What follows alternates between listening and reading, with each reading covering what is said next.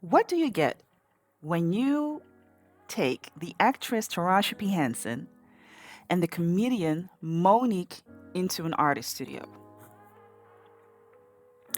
You are about to find out. All right? So I suggest that you take your snacks, take your drinks, and sit back and relax and watch this good piece of content. As usual, I'm going to ask you to subscribe, like, and share the content. I would really appreciate it. It would boost this platform to a whole new level. Y'all ready? Okay, let's start the video.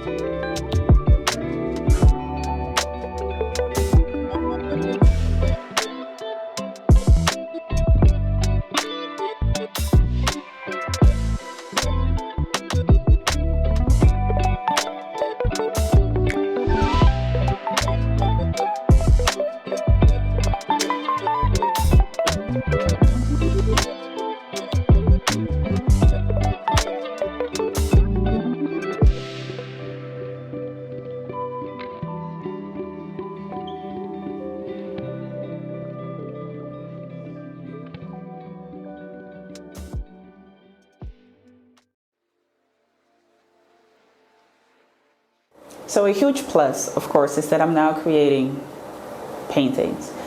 And the one thing about the two paintings that I've created so far, one is almost done. I'm already starting with the other one because the first one, there are some details that need to dry at the meantime. So in this particular painting, this series, these are self-portraits, which is already a very interesting thing because I never really intended to put my own face on a canvas. I do use myself as reference for paintings, but not necessarily that I am the subject. No, ma'am. No. The reason why I have chosen to put myself as a subject is because I do want to talk about a certain subject, which is not like the happiest subject, but it is a subject that I feel is kind of dimmed and undermined. So no, it's not that heavy that I am like, ooh, it's about depression and death and anything else. But it does deal with the fact how Black women are being confronted with microaggressions and how we are being confronted with the way that we experience joy and how we experience life, that we are still being categorized as these strong beings. I almost want to say like animals. They are being used for either the nurturing, and at the other part, at the other side of it is well our talent, our culture, our beauty, our creations, our artistic perspective, our brain, our intelligence, etc., etc., etc. There are many types of microaggressions. So with these self-portraits, I wanted to find a way where you kind of can see that there is like an underlying issue, like a cloud, which I will also weave into the paintings, which was kind of challenging because I find painting clouds pretty tough. It's not easy to paint clouds and make them look good.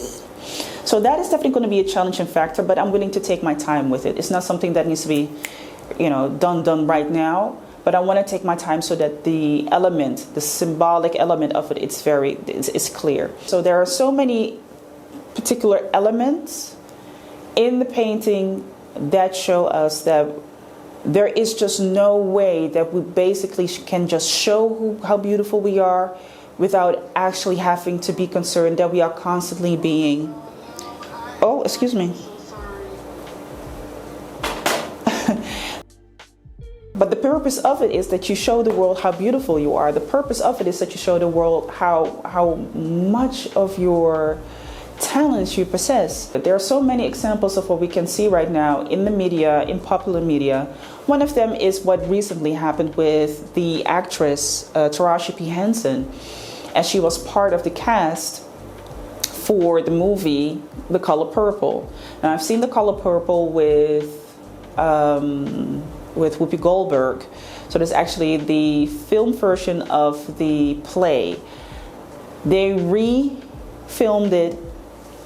What was very telling in that particular situation is how Taraji P. Henson was basically, it was as if her spirit was just heavy. Her spirit was heavy, her mind was heavy, because as a woman of color, a Black woman, I'm just going to say it the way it is, as a Black woman, a woman of color, a melanated woman, she still has to fight for her worth, even with the accolades and the resume that she has built up over the years, even with the talent that she has, even with carrying a whole series, a drama series, with playing Cookie Lion, right? Playing a whole series, being one of the supporting actors. I don't even want to say supporting actors, being one of the actors in the curious case of Benjamin Button. Without her role, it would not be possible. The story would not be complete. And so she has played many great roles. She has a resume that will, a beautiful resume, and still being underpaid. Still not being recognized for the many talents that she has. Still not being recognized for the beauty that she possesses as a great person, for the art that she creates. Because actors are artists. And as an artist, still being underpaid, still have to fight for it. And even though she's openly speaking about it, she's still being condemned for it, as many other actresses.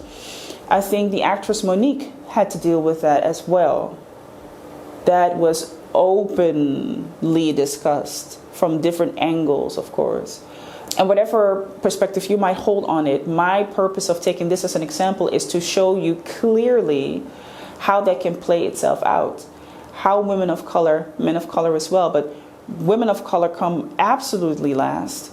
Because one, this is the female, and they are of a different color. So women of color come last and also have to fight for that position, to have a good position, a position that allows them to continue the love that they have for art. You would say to this day, yes, to this day, it is still visible. And the success that we see, for her to be all over social media or be in these films and movies and clips, well, if she doesn't do that, she doesn't eat. And not because you see her each and every single way looking lavish and beautiful doesn't mean that she is not suffering from the choices that have been made when it comes to giving her a good amount of pay. Okay?